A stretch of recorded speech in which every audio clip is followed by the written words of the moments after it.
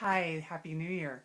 This is Carol Harnett with a one-take Work.Love.Play daily video blog, and this is my first return blog since the new year. And I'm still going to be speaking in connection with a column I wrote before the Christmas holiday that was posted on selling the problem of absence. And it got quite a bit of traffic. It got quite a bit of questions, posts, desire from people for me to discuss more of the items that I didn't have time to cover in a 900 word column.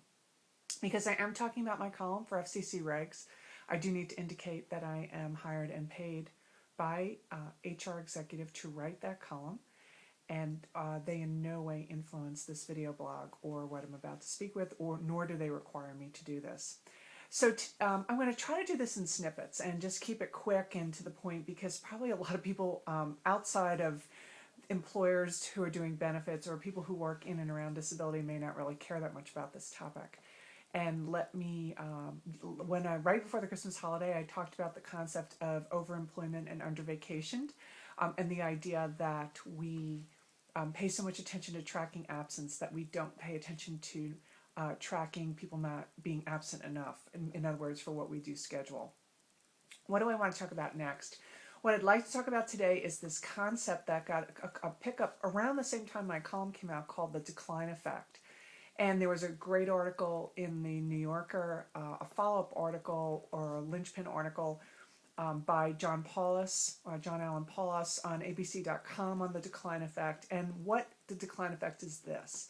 When you look at data and you do even a statistically significant study, you often find this great effect the first time you do the study. But then as more and more people replicate your work, and that's what we hope in research, right? That people are going to keep replicating it. You hope to see that effect enhanced or at least remain the same. And what happens is that the impact of the statistically significant findings starts to shrink. And what does that mean? What that means is that the more people, in science you would call it the greater the N, the more people who are participating in the study, the more it starts to normalize out, and everybody does what's called regression to the mean, or it kind of comes back to the middle, is the simplest way to explain it. What does that have to do with disability? You will see employers and consultants ask insurance carriers and third-party administrators quite a bit about things like average duration. And if we talk outside of the whole idea of all the things that influence average duration, everything from waiting periods or elimination periods to benefit replacement ratios, to the length of the benefit, to any number of things. If all those things still remain the same, the bigger and bigger the number gets, the more and more everybody moves to the middle, meaning that pretty much the average duration is the average duration.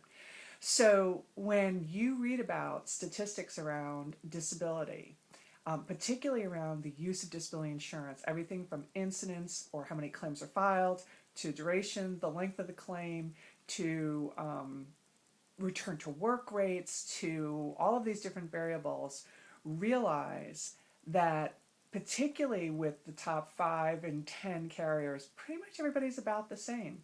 And what you're really looking for is personality differences, cultural differences that may fit better with you. So today is a little bit about statistics. It's a little bit about this decline effect, a little bit about the fact that most good people ultimately get about the same result.